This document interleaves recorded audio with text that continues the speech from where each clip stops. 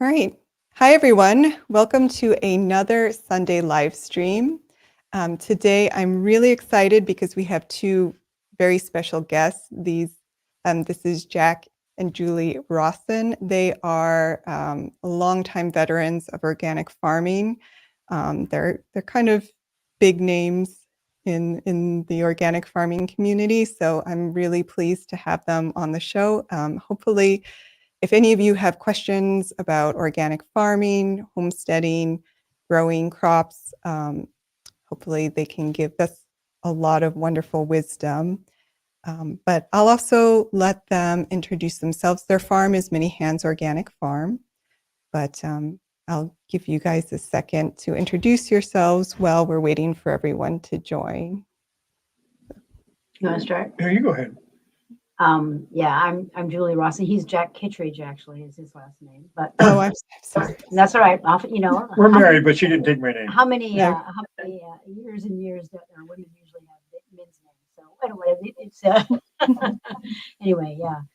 I grew up on a farm in Illinois, and I was really interested in social justice. And this was a time I graduated from high school in 1971.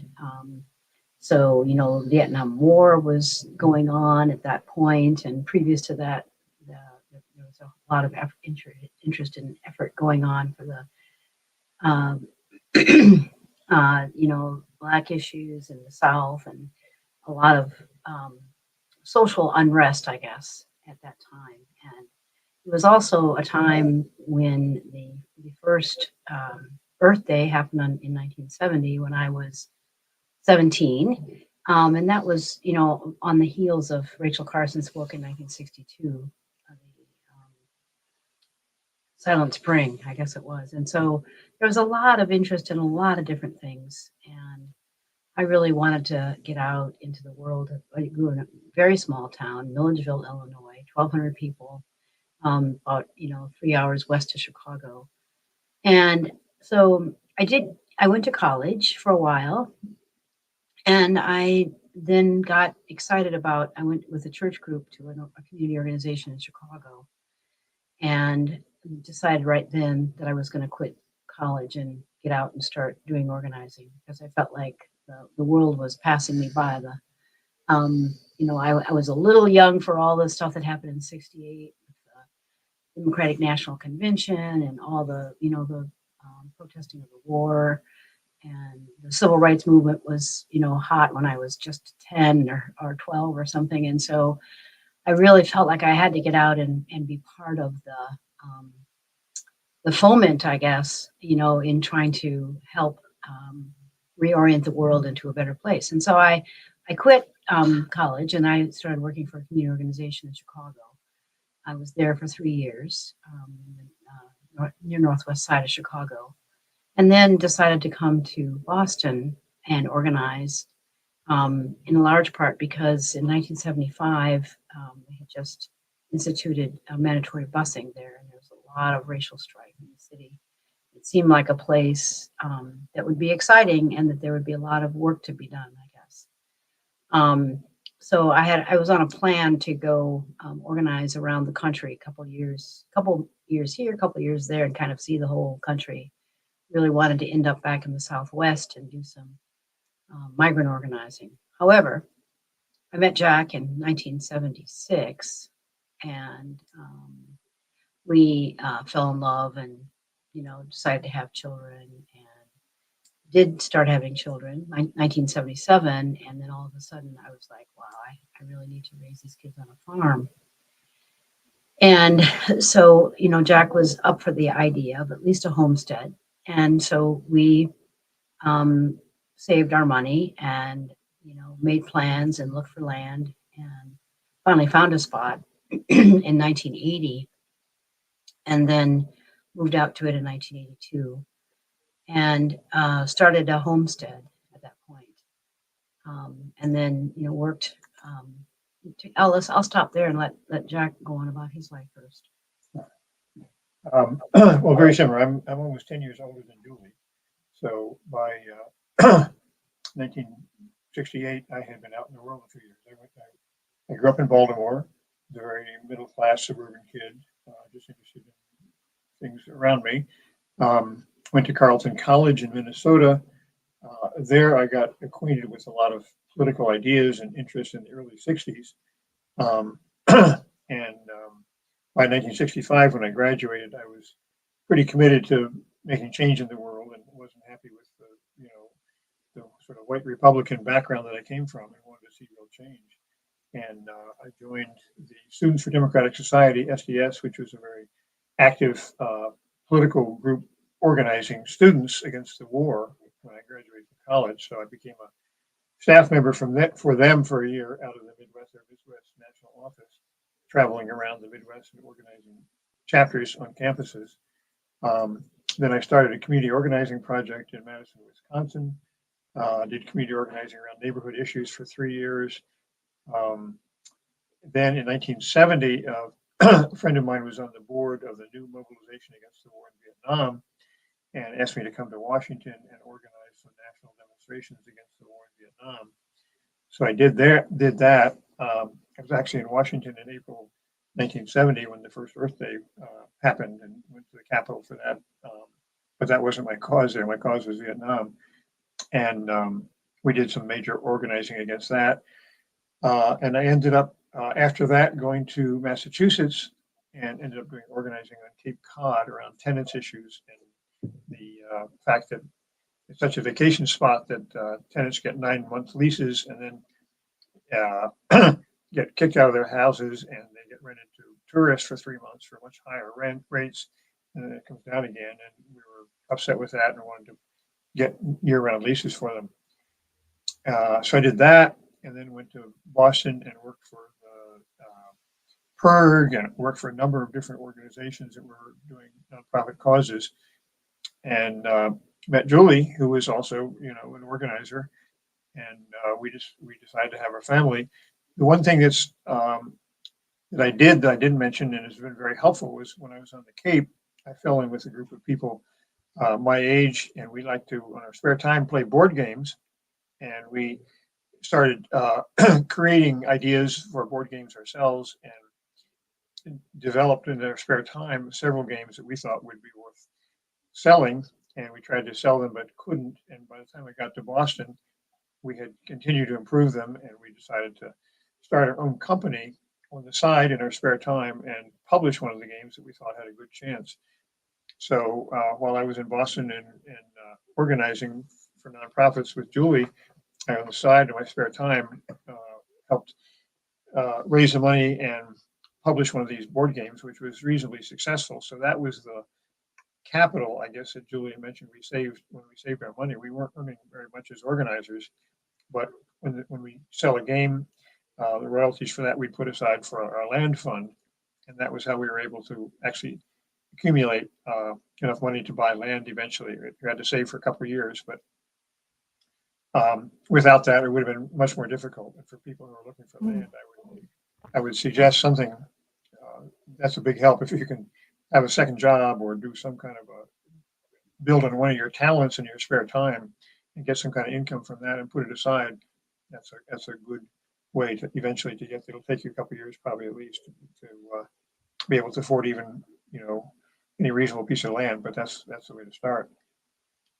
Then we went out and we searched for a couple of years for land. When we felt we had enough money, we found a piece that was very poor land in terms of agricultural, but it was in Massachusetts. It was in central Massachusetts, which is less expensive than eastern, which is the Rawson area, or western, which is the Amherst and the tourist area. So central Massachusetts is more like a backwater, and land prices are reasonable there. So we bought land, and it took us another couple of years to save up money enough to build a house, and we built it ourselves. We couldn't afford to hire people to do it, but we did most of the carpentry and everything else ourselves. We hired people to do the masonry work, the foundation and the masonry, and that was pretty much it. And then we started a farm. So that's how we got on the land, and we were organic farmers because of our belief in good food. And that was one of the reasons compelling us to go out there, was to have good food, good water, good health. And we fell in, after a couple of years, we fell in with an organization that was forming an organic farming organization and became active in that. And we were able to get employment, part-time employment with that, because the game business was not supporting us. And, I couldn't get the same kind of nonprofit jobs out here that I could in Boston. So that's how we really supported ourselves for 30 some years, was building this organic farming movement. We both used our organizing backgrounds for that and built it as a small business, really. People who are interested would come to events, conferences, speeches, we'd organize bulk orders where people would buy collectively farming supplements that are used in organic farms and hard to get individually, but collectively we could pool our money and run it as a co-op. So things like that worked pretty well, and we were able to support ourselves and raise our family in the country, farming and running this nonprofit without tapping into the farm too much, so we could kind of reinvest the money we made on the farm, which wasn't a lot, but enabled us to expand. We ended up raising 4 kids, putting them through college, debt-free, largely through scholarships and things like that. And now we're in our 70s, and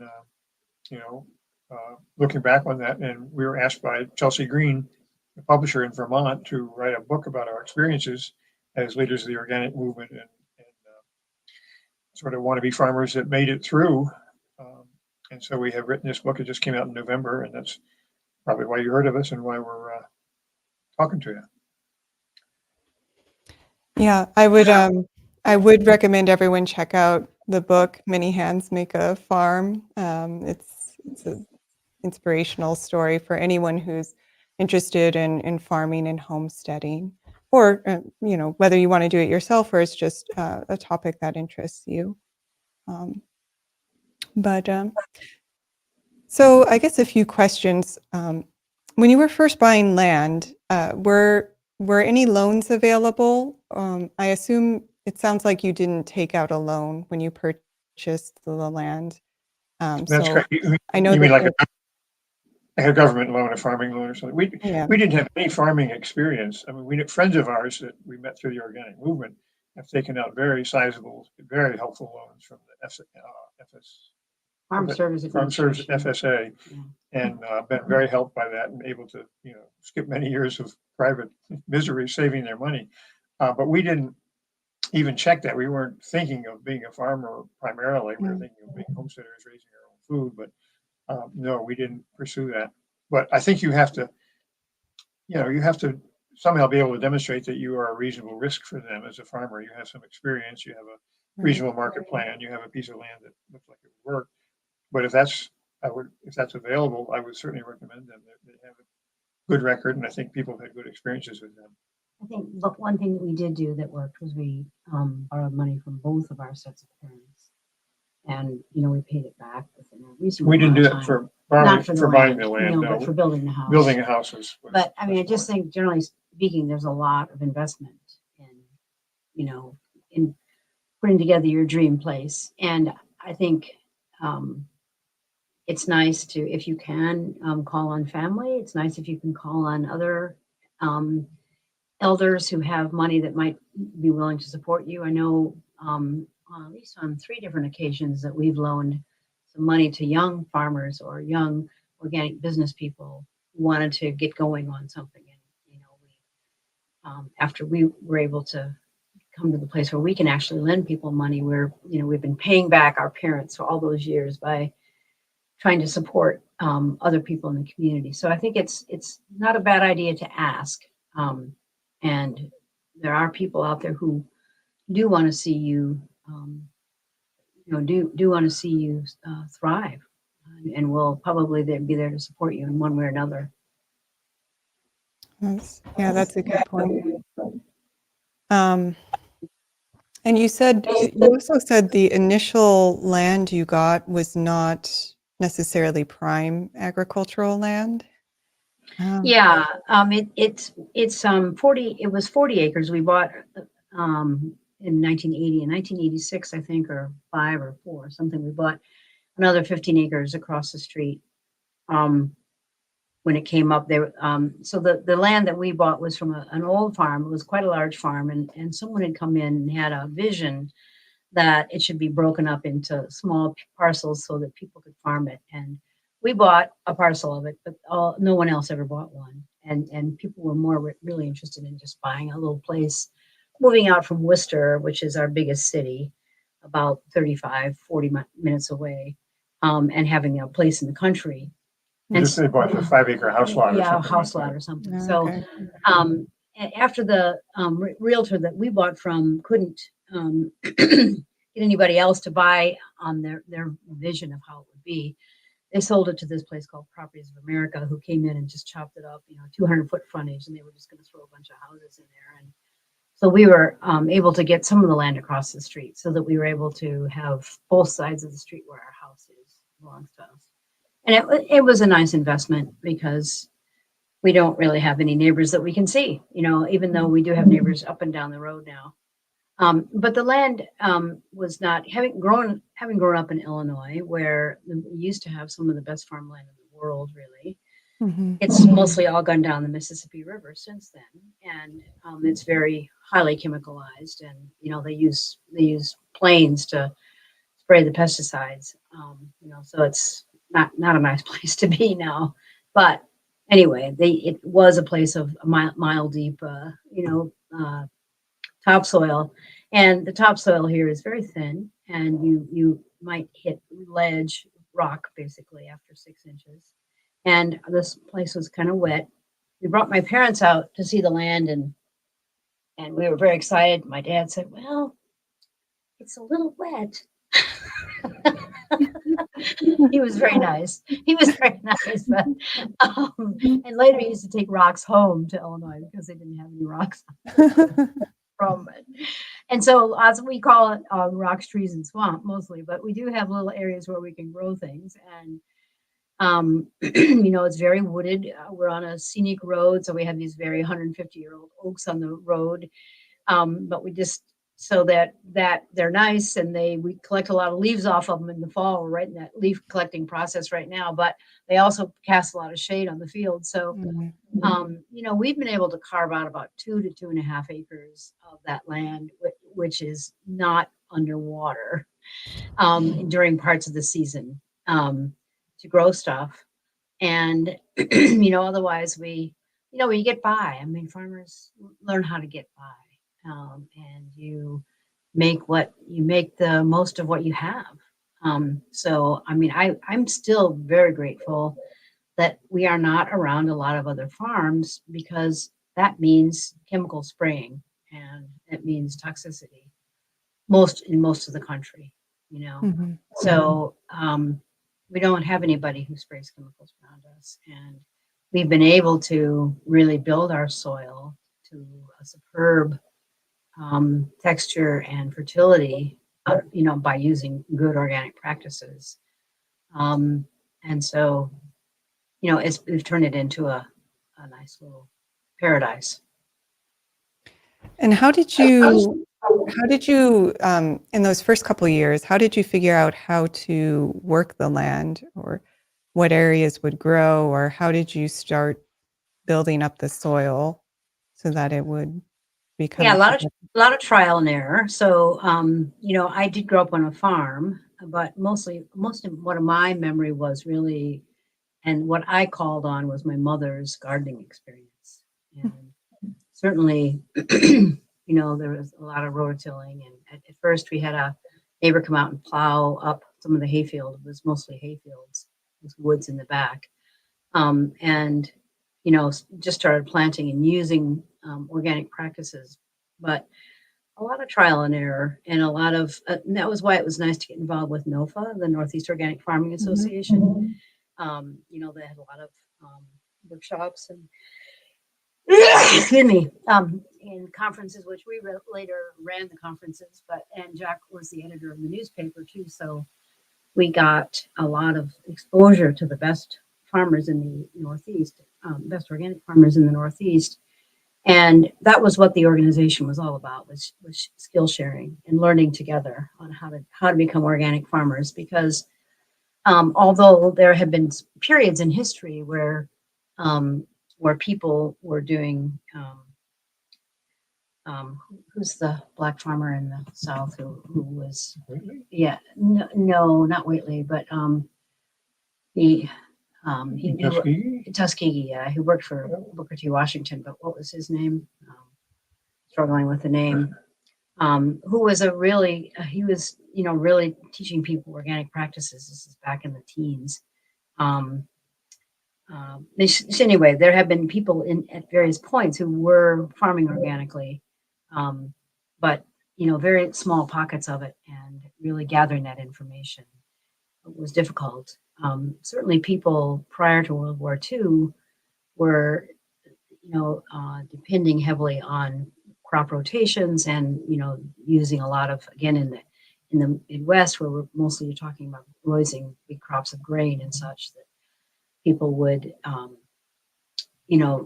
rotate their crops and have different kinds of grains in there, and not just do the whole corn and soy thing, which is what's going on now, or just all corn or all soy. And so there's a lot of that old knowledge, but I think this kind of taking it to the new level with organic farming is to really use that knowledge of the past, but really work with animal manures and cover cropping, and more recently figuring out how to do it without using any tillage at all.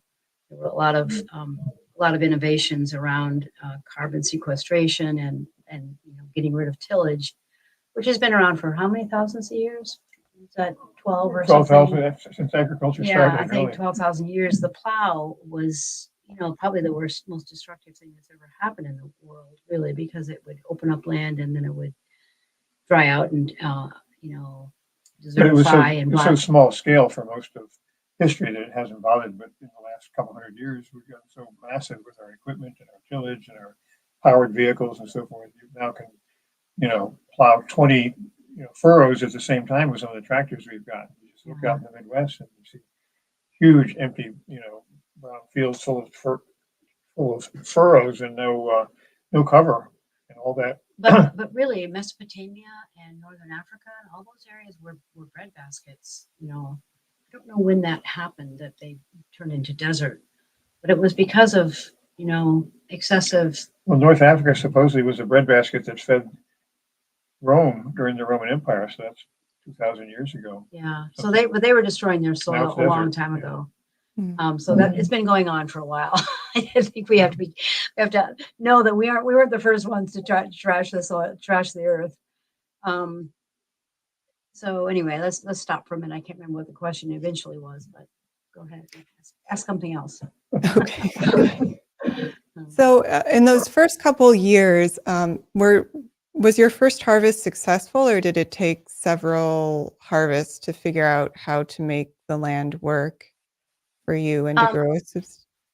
Well, I think somewhat successful. Well, it depends what you mean by successful. We never have been able to support our family on the farm, the income from the farm. We've always had some other income as well.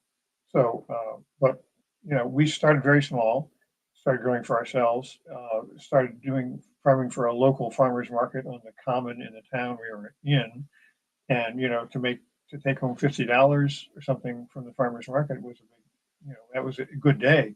And that would be once a week or something during the season. And then we reached out and found a health food store in Worcester that would take our stuff, and then reached out and found a Buddhist meditation center that would have classes when a lot of Buddhists would come in. They're vegetarians and they were interested in our lettuce and our chard and our kale. So we slowly built up serving, markets like that. So it's been successful always, but it depends what you mean by success. I guess, in terms of productivity, we're really, increasing exponentially now, and that's 40 years later. And it really took off when we started really understanding mineralization and the role of microbes, particularly mycorrhizal fungi and bacteria and earthworms and all that stuff. And of course, there's a lot of stuff been written about earthworms. There are some great books from back in the 40s that there were people who were doing good stuff, and you know have to search that stuff out. But it was slow. I feel like every year I learn a whole lot more about how to be a better farmer, how to get more productivity out of the same amount of land and healthier food, and have less loss due to. I mean, our biggest issue was always too much water here. Mm. But we have really built up our soil structure to the point where we don't have that. And even in a year like this, where we had excessive rain, I think it rained. Our son was saying it was 50 inches of rain, I think, since the summer solstice.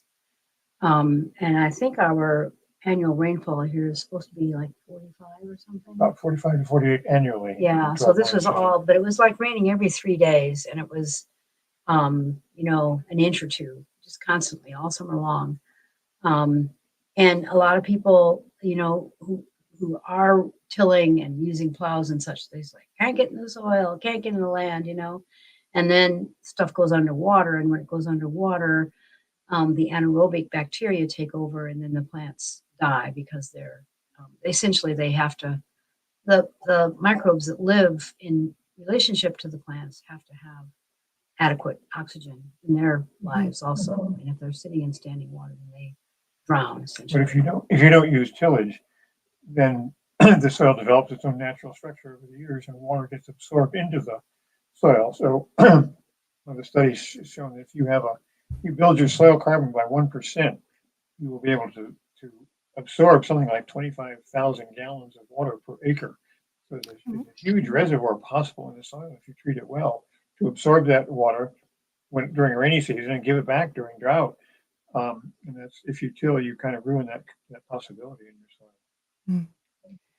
And also keep. Oh no, I was just going to say that's a pretty impressive difference. Yeah, it is. We were able to farm during Fraser and other farms in their county, you know, to stop. They couldn't raise crops because of that.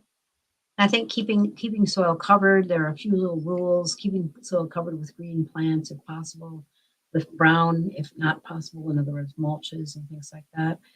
Whenever you have a continuous cover, you're also going to have a lot more earthworms. Earthworms are they're nature's tillers. So they go up at night and pull things down from the surface, and they take it back down, and they provide all these little pathways for water to percolate in through. And then they also, you know, as they kind of push themselves through the soil, they have a little factory in their stomach, and they have bacteria living in there. And what comes out, that worm castings are incredibly rich and plant root accessible for the fertility. So, you know, when you're farming for earthworms, they're doing your tillage, they're your livestock, you know, and you can, that's the exciting thing, is that you can have, if you don't have enough room, if you're living in the city and you can't get chickens or whatever for livestock, you can farm your worms, and they're going to be doing that soil building for you. And just for some context, today, what do you produce on the farm, and how much, and how many acres do you have under active production now? Mm-hmm. So we have a 150 members CSA that goes for 22 weeks. And then we have a 4-week CSA that goes, that's about 80 people. We also sold, I think about $7,500 worth of greens to the Insight Meditation Society, still the place that we started selling to in 85. The CSA, the larges averaged 10 pounds a week. So that's, and the mediums were like 7 and the smalls were 5. So I can't do the math in my head really quickly here, but a lot of pounds of food. What's our gross farm? Our gross income is about 130 something.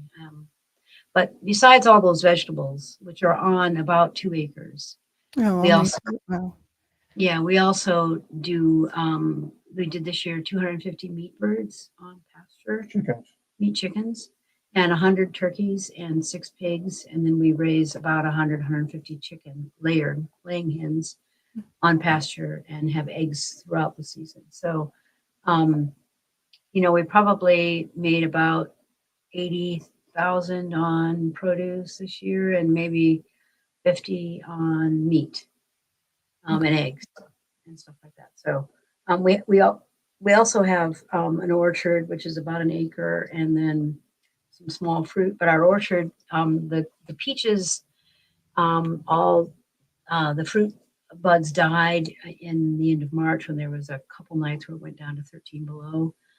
And then in May, the apple blossoms all froze off when it went down to 27, excuse me, in the middle of May. So this year we had no tree fruit. And that's one of those things that happens. You just have crop failures, as they say. And I think one of our strategies has always been to be very diverse and raise as much as we possibly can. And the CSA is great, stands for Community Supported Agriculture, but it's something that came to this country, I think, in the 80s. And it's a way for a lot of small vegetable growers to basically, people pay up front and then you give them whatever it is you have in season that week. And they come and pick up their food and they take what they get. So it's kind of counter to the American, I want this and this and this, and I want to get it instantly. And now I can get it from Amazon and have it delivered to my house and all these kinds of things. But, it's for people who really appreciate good food and are willing to work with the seasons also. It's a way to educate people about seasonality. A lot of our population doesn't understand seasonality. They just, whatever's at the store is what you can eat. They want strawberries in December. Why can't they get them? Yeah.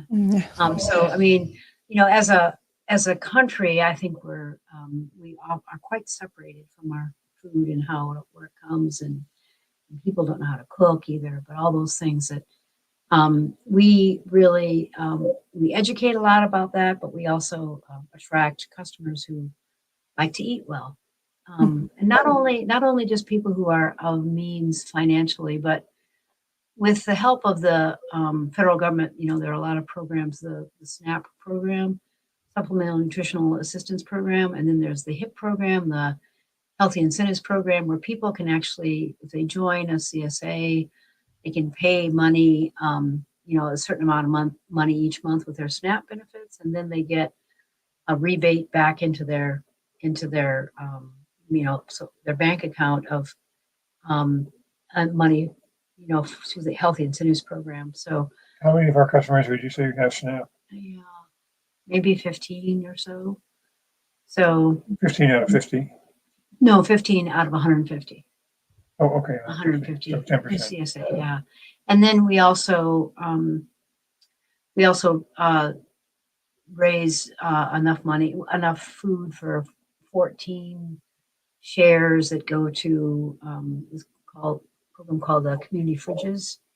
I don't know if they have them anywhere else in the country, but they're all around Massachusetts, where people set up a refrigerator in a city, and then people come in and bring food and put in it, and then people take it out and eat it. It's some sort of 24-hour location where there's lights and power and so forth. Outside of a business or something. So we're able to really serve, people who don't have so much financial means also, because I think that was for those people a lot of people who get into organic farming are doing it because they want to save the world and they want to do something good for people. But then they find that the customers who can afford their food are usually, on the higher income levels. So there are ways to, really serve the poor as well as serving the educated customer, I guess is how you'd say it. And while still rebuilding the earth. I think that's the other thing that's exciting about the farming the way that we do, that our land is so much better, as it were, than it was when we found it 40 years ago. Yeah, that's I think the CSA is a good point for anyone, even if you're not interested in starting farming yourself. I know CSAs are a great way to support small farmers in your community and also get healthy, fresh local food. In New Jersey, they're close to New York City. There are a bunch of them. So Yeah. I think they're all over the country now. Yeah. It's great. I mean, I think anytime that I think the farmers, the reason so many farmers have gone out of business over the years in this country, over the last 200 years, is when they had to sell into a major market and then they couldn't be in direct connection with their consumer, and the middle person got, made all the money, and they ended up being poor and ended up losing their farms. That's been the pattern of this country since the start. And to be able to dial direct, as it were, and really work directly with your consumers. And, you get all that middle person money. So you have to keep a database and you have to know who people are and you have to get the food to them delivered. But, we've worked out many ways. We have a lot of people who volunteer at the farm and they volunteer in exchange for food. And they will deliver produce into Worcester or to Holden or Gardner or, cities, or all the towns around here. And, if you're savvy and you know how to, help people have a good time while they're raising food, you can really get a lot of those needs met. I think there's a conception that farmers are loners and hate people, and that's why they chose farming, because they didn't have to deal with people. That may be true, I don't know, but if you're doing this kind of farming, you basically have to like people and like to have people around, because your customers are going to want to come out and see your farm and want to bring their kids along and collect eggs once in a while and that kind of thing. So if you're that kind of a person that enjoys people, enjoys kids, or whatever, you'll be much more successful at it,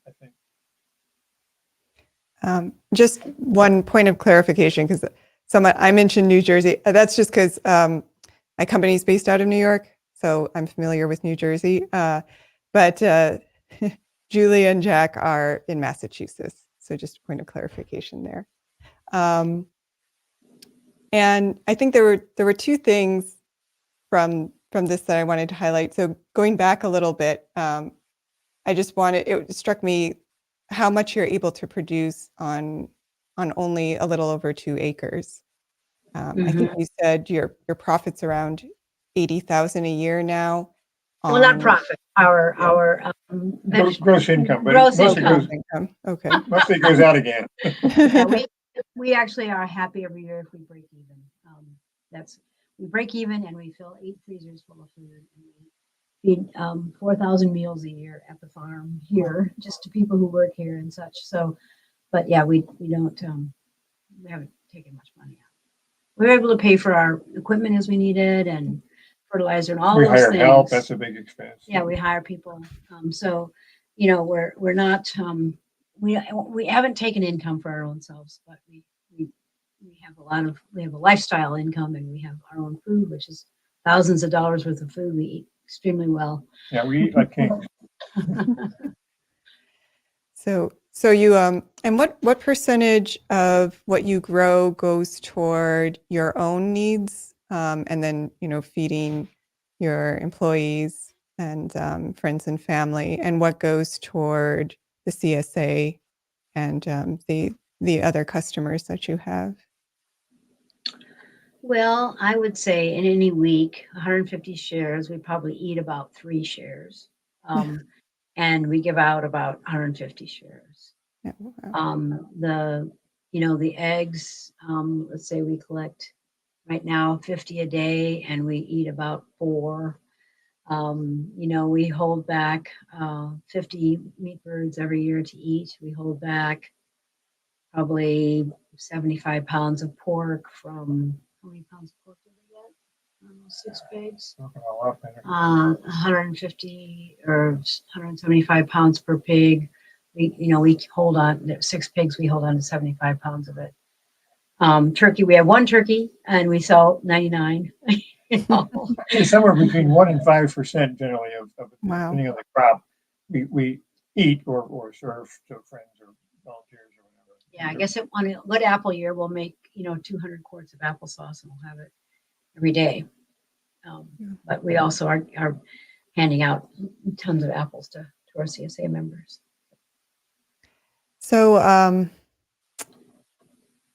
So from that, it sounds like if your only goal was to be self-sufficient, you could do it theoretically then on less than 2 acres, is what it sounds like, given. You mean support a family or just Yeah, be? or not I mean, if your goal food was just to produce food for yourself, your own food.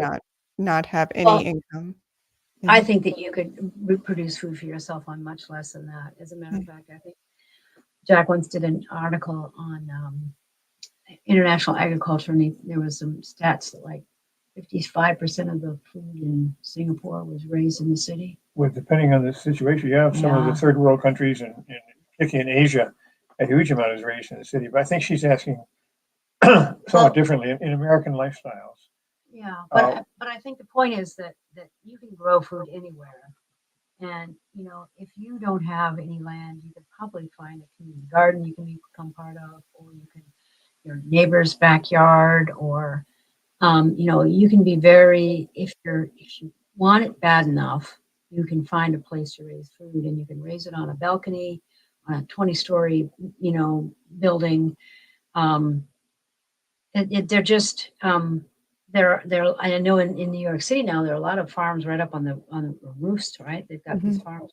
They're just built completely on the roof. we spent 7 years in Boston before we were able to buy land and come out here, and we had we had a hutch that we had rabbits in it. We had a little Dorchester tenement, and we had maybe a 15 by 50-foot yard that we grew.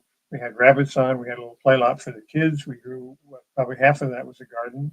Used greens and vegetables on that. So, and people would come by, and we'd every once in a while we'd give them some vegetables. So you can raise enough food to feed a good chunk of your uh, to take care of your needs, eating needs, pretty easily. In terms of actually making in America's lifestyle, making an income from farming. That's what I would argue against. You're not going to be able to buy a new car. You're not going to have insurance. You're not going to send your kids to college on what you can make in New England on farming. Maybe in California or somewhere else, but not with the kind of soils we have and the short seasons we have and everything else. So unless you've got some trick that I don't know about, you're raising something illegal and you're selling it that way. Or people hope to make a lot of money on pot, but I think the market went out on that because too many people got into it. But and you can raise things in hoop houses too, and you can grow more throughout the year. But I think one of the things that we built our house. It's a solar house, passive solar house, and we have a wood cook stove, and on that wood cook stove, we also have our hot water. And so, we're very low tech. We did get a tractor right away, but it was a 1950s. It was after 7 years, wasn't it, right away? Well, the first one. Yeah, it was a 9N, Ford 9N, but we got our first 4-wheel drive tractor 25 years in, I think. Probably Was it? about Yeah. that, with a bucket and everything. With a bucket. So we have a tractor, but it's a 1980s tractor. But mostly we do things by hand here. And so we don't heat our hoop houses. We just use spun bonded polyester row covers in the winter, and we're out there still right now harvesting lettuce and beautiful greens that we eat every day still. So I mean you can still do things. Again, I think you need to, we have a beater of a truck. It's a 2003 Chevy with like 3 colors, and because it's been patched together, and we just lost our muffler again on it. But you don't need a lot. I think one of the things that a good homesteader wants to understand is to kind of be not an anti-consumer, but realize, as Jack's mother would say, let's see, make it do or do without. Let's see, how's it go? It was a depression thing. Yeah, there's a whole thing. Make it last. Do without. I can't remember how it goes, but I think we are in a time now where we feel like we have to have this and that and all these things, And I think if you become a homesteader, if you really crave that kind of lifestyle, you can get by with 2 pairs of jeans a year and, 3 flannel shirts and a couple things like that for clothing. And, but you can still live this incredible lifestyle where you're close to I go outside every day and I'm out there for 7 hours a day, in all kinds of weather. And I am just the luckiest person in the world because I'm out, getting and all these things about how you have to get out in the sun and you have to get exercise and you have to do this and do that. And you go to the gym and, it's all part of the lifestyle. And, that's how people were supposed to be. We're supposed to be outside. We're supposed to be really engaged with nature. And it's a great way to raise kids. We start them very young. Our kids all grew up, working on the farm, starting very young, helping out, understanding nature, how, chickens get eggs and what to do with them, and, killing animals when we wanted to eat them, and, raising crops, vegetable crops, and climbing trees and picking apples and doing all the things that kids like to do. And, today you see a lot of kids just staring at a phone and not, connecting to nature or to life very much at all. I just wish more kids had a chance to grow up on a farm and be part of their farm economy that their folks are trying to make happen. So I support homesteading and people who want to get out on the land, for particularly if they have young kids and trying to raise their families that way. Yeah, I've heard from a lot of people who are really interested in homesteading that that's one of the big motivations. They want to raise their kids, out on the land and have them understand a little bit about how the food system works and how to be self-sufficient and grow their own crops. And Our kids all grew up, I think, so much more confident because they were needed and useful and knew how to help people and and were very social. We have a lot of people volunteering on the farm, and they go out and talk to them as they were growing up, and they saw lots of different people, and it's really a wonderful way to raise kids, I think, and get them away. We've never had a television, um, on purpose, obviously, and so the kids didn't have that to sit in front of, and they were off in college by the time that cell phones came out. But I hope that and then now they have cell phones, of course, but I don't think they sit in front of them all the time, and they use them as a Tool. Yeah. yeah. Well, we are starting to come up on time, but one question I did have as well, just as people are thinking about starting a homestead and thinking about, so there's the financial aspect of it, which we've touched on, but there's also the time aspect. So when you both had part-time jobs as well, how much time were you spending getting on the farm chores and on getting the farm set up? And what is the time investment that someone should really expect if they want to make homesteading work? Well, I think the key to our making it work was that we worked at home. Our jobs running this nonprofit organization were out of our house, which was the statewide center of it. So you save a huge amount of time. You're not commuting. You're not, you're often doing two things at once. You're stapling some leaflet together while you're on the phone with somebody, talking about something. It just, it'd be very hard for us to separate how many hours we spent on one job versus the other because we were so often double tasking on stuff. Would you have a good estimate for that? Well, when I became the executive director of NOFA, and we did have a $750,000 budget by the time I left. And so at that point, I was working 30 hours a week for NOFA, but probably 10 of those I was, at the end, I had my cell phone in my pocket. So I was doing conference calls while I was, while you're reading. I was reading. It was very nice. It was like, oh, this is really, I can get a lot done now. But, I would say I was probably putting about 30 hours into NOFA and about 40 hours into the farm. So, I tend to like to work all the time anyway. And I think people who want to homestead and, if you want to raise your own food and then you want to preserve it all and then you want to cook it all and then if you want to make all your kids' clothes and do all these things, that takes a lot of time. But I find it's often the people who are into these kinds of things are already are working all the time anyway. That their Yeah. work is their life and their life is their work, etc. So there's always something to be done, and there's always, if someone comes over to visit, they can help.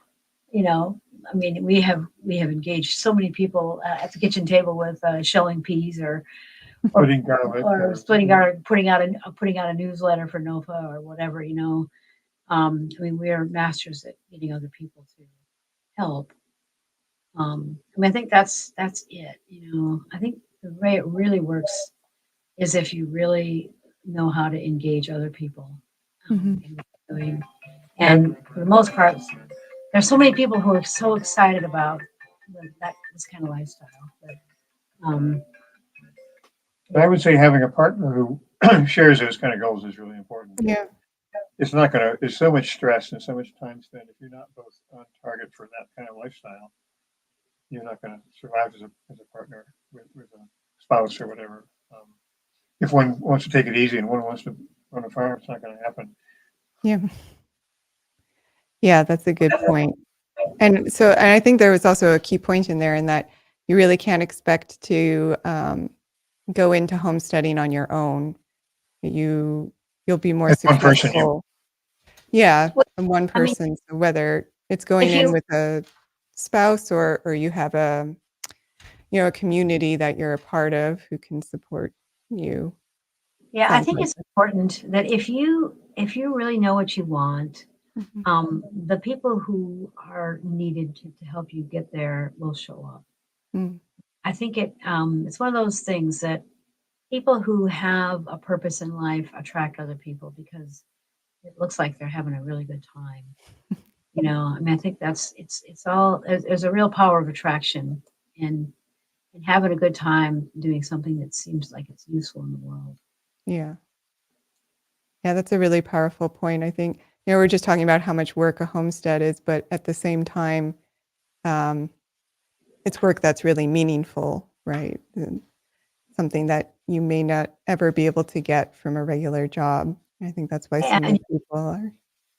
you're Yeah. not being jerked around by some boss Mm. who is not very good at being a boss.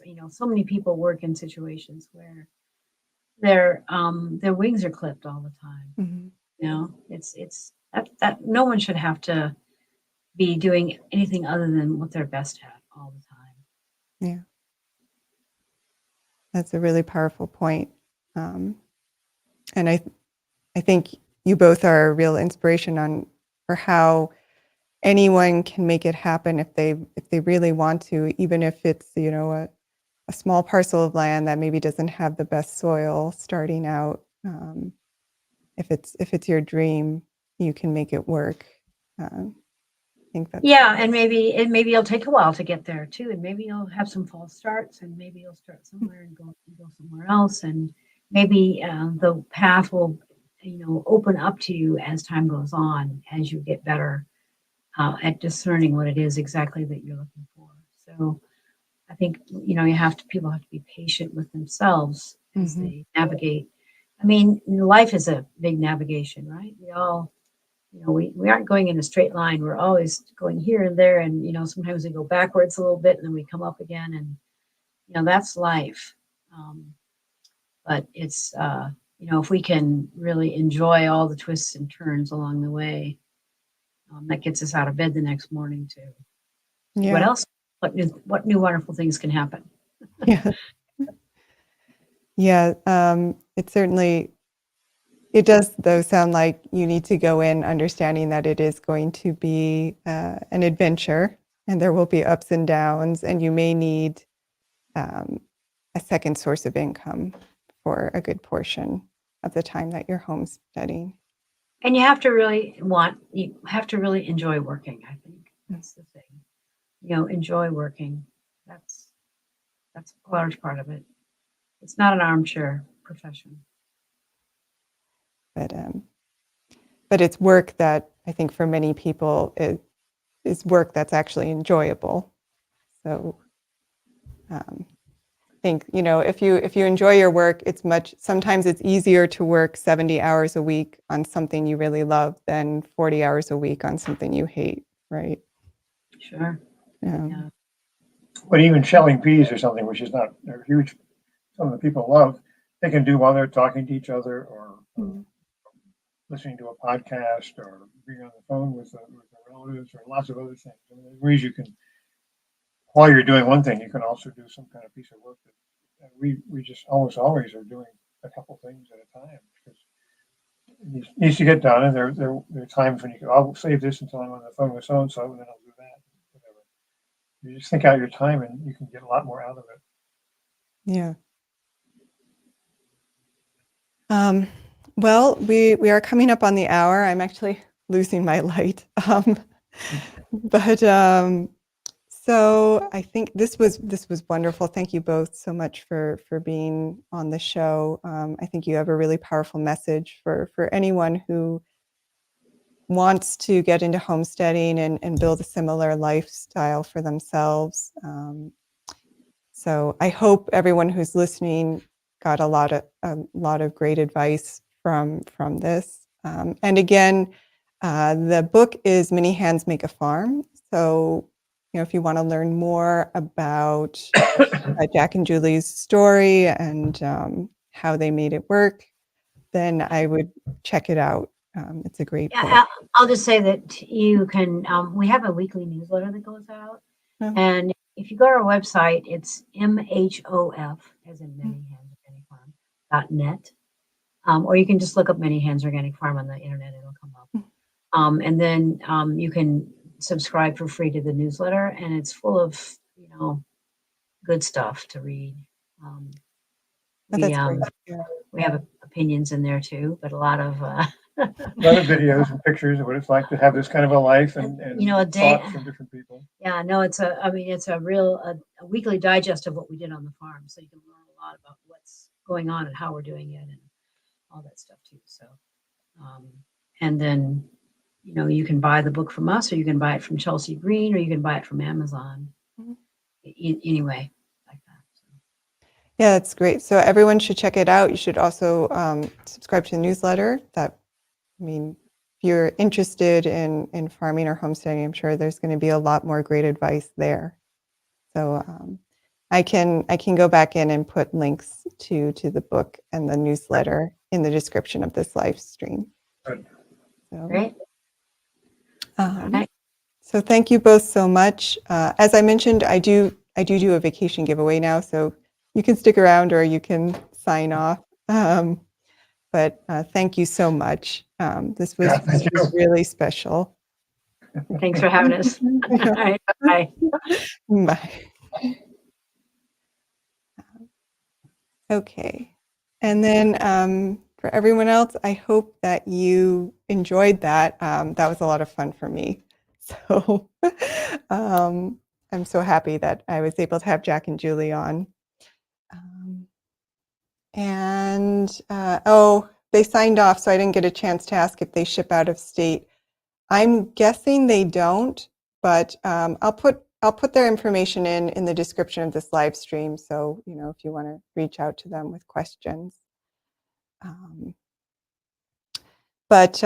in the meantime, if we just want to do the vacation giveaway for anyone who's interested in it, quickly, I'll just run through the terms. I know most of you know it, but it's a vacation voucher. It's valid for a 3-night stay in one of over 50 global locations. The hotels are usually for 1 or 2 people, but there will sometimes be hotels that will allow 2 children as well. The way it works is the hotel stay is complimentary, but you do have to pay the regular taxes. Also, you're only allowed to redeem 1 voucher every 12 months. So if you've won one before or gotten one because you purchased a property from us, you can either give it away as a gift or we can give you a hotel savings card instead. So if you're interested in participating, just say yes in the chat, and then you'll be numbered based on when you said yes in the chat. So first person's 1, second person's 2, so on and so on. And I'll have Google randomly select a number. So I'll give everyone a second.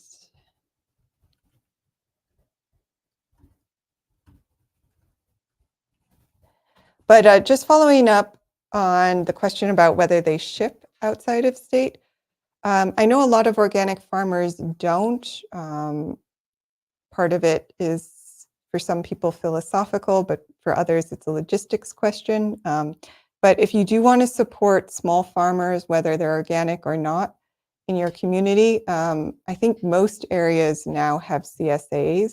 So that's a great way to get quality produce and also support farmers in your area. And I'm going to share my screen in the meantime. So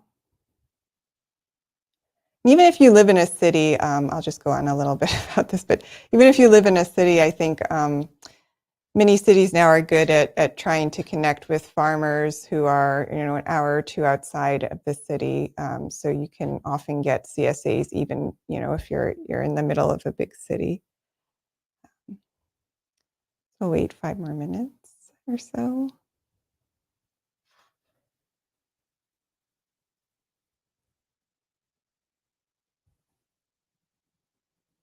And another key point that I think was really that left an impression with me from that interview is how little land you may actually need in order to grow a good chunk of your own produce as well, which of course would be a huge cost saving for many people.